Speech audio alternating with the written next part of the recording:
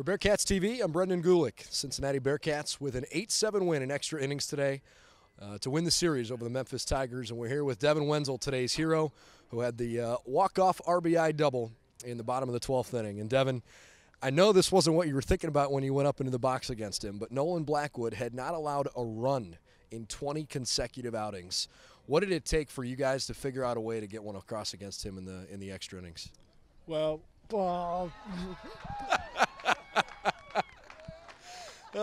man. Hey, you got a towel? Yeah, I think he just gave you a towel.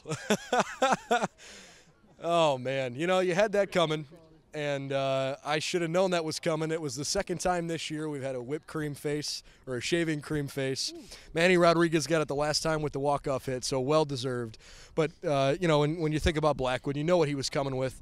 The first time up, you actually hit the ball really well against him. What did it take for you to approach that at-bat, and, you know, what were you looking for? Well, like I was about to say, getting to him on Saturday night and being able to get an AB against him was huge because, as you said, he's a really good pitcher, one of the top closers in the country. And we had a plan that he was going to attack with fastballs, and that was our approach. And he just threw me one out over the plate that I was able to hit.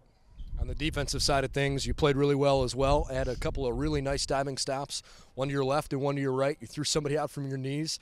Are you feeling really comfortable over at the hot corner, and what's it take to have that kind of mentality to react on a ball like that? Yeah, I got to give a lot of credit to our coaching staff, in particular our infield coach, Coach LeCaff. And every day we come to the yard, he's here early, and he doesn't let us take any days for granted. Every day we come out here and we work as hard as we can, and getting those good reps with Coach LeCaff, I think, really has been a difference maker for our defense. Well, the defense has certainly looked good. The Bearcats with a big series win. They've won 5 of their last 7 games. And this 5 of 7 feels a little different than the one earlier in the year. Congratulations on the big win. Go wash up. All right, thanks, Brendan. All right, we'll have Ty Neal when we come back here on Bearcats TV. We're back on Bearcats TV with head coach Ty Neal after the Bearcats get an 8-7 extra innings win. Coach, this was a game of punch and counterpunch. Every time one team came up with something, it seemed like it didn't take long for an answer to come the other way. And each team threw that first punch at different points in the game. What does it take when you're in a back-and-forth battle like that to come up with the knockout punch, if you will? I don't know. That's a long weekend and a long game, and our guys got here early for early work. You just hope that the guys stay into the game and, you know, keep piecing great at-bats together, and I think we did. Our guys are fighting, and I say it every time we stand here. Our guys are fighting. They're preparing, they're grinding, and they want to win, and you know, and it's showing. It's showing in everything we do right now. On the offensive side of things, you had 3 home runs today. Ian Happ led the way, his first career 5-hit game. None of them were cheap hits. Those 2 home runs, have you seen 2 longer home runs in recent memory than those 2? No. He got both of those pretty good. And he's been, you know, Ian's been playing well, but I think for Ian, he's been in a little bit of a slump compared to what, you know, he's capable of doing and also was doing earlier in the year. And you know, going back to working hard and trying to put a finger on, you know, maybe why, and I think he's starting to figure it out. You know, it was good to see. I enjoyed those just as much as he did, I think. I bet he did. The other guy who played really well offensively, Manny Rodriguez, had a 3-hit ball game. We talked before the game that he was starting to figure it out a little bit on offense. What is his approach at the plate like right now that he's finding some of this success? I couldn't answer that because it's a different swing every time, but I think most importantly, he's getting a little swag in the box, and he's feeling good about himself and better about himself. And what people don't realize is just all of the right-handed pitching that we've faced all year. I think probably 90% of the arms and 95% of the starters we've faced have been right-handed, and we just asked him over the winter to start switch hitting.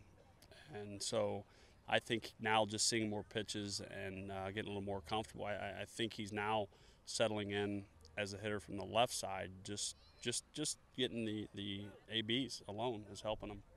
Before we let you go, it's easy to focus on starting pitching. Dalton Lennon pitched pretty well today, kind of faltered a little bit toward the end, and Tanner Schimler obviously did a good job coming on in the extra innings.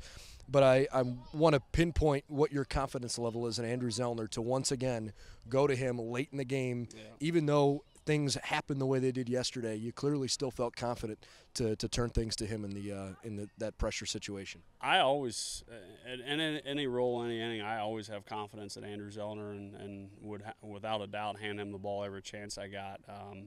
I'm kicking myself a little bit because I honestly, up until yesterday, that was 4 appearances in I think 9 days, and I honestly was not going to use him again today. And then I purposely was, my thought was, hey, can you get one hitter out for us? And that was what it was going to be today. And obviously that didn't happen. I'm kicking myself a little bit with that pitch selection. I called it on the single there against Tubbs, but I think he looked okay there just with that one batter. So I ran him out there for the next inning. I think it was the 10th. Or the 9th, I'm sorry, the top of the 9th, and just try to get one more inning out of him. But I've been asking a lot of him lately, and I need to do a good job managing him and his arm and his rest, and making sure I don't fall in love with it because it's easy to do. I need to, have confidence in some other guys and make sure Andrew's handled properly, and I tried to today, but. It was supposed to be one hitter and done and game over, but that didn't happen. But I appreciate our guys backing him up and finding a way to win for him when it didn't happen there in the 9th. Well, 5 out of 7 games you come up with a win, so you're pushing the right buttons more often than not. Thanks for your time, and good luck in the Joe Nuxall Classic. Thank you, Brendan. All right, Bearcats will play on Tuesday, first against the Xavier Musketeers, then either against the Miami Redhawks or the Wright State Raiders on Wednesday. We'll see how that shakes out this week. But looking forward to the Joe Nuxall Classic after a Bearcat win in walk-off style here on Sunday afternoon at Marge Schott Stadium.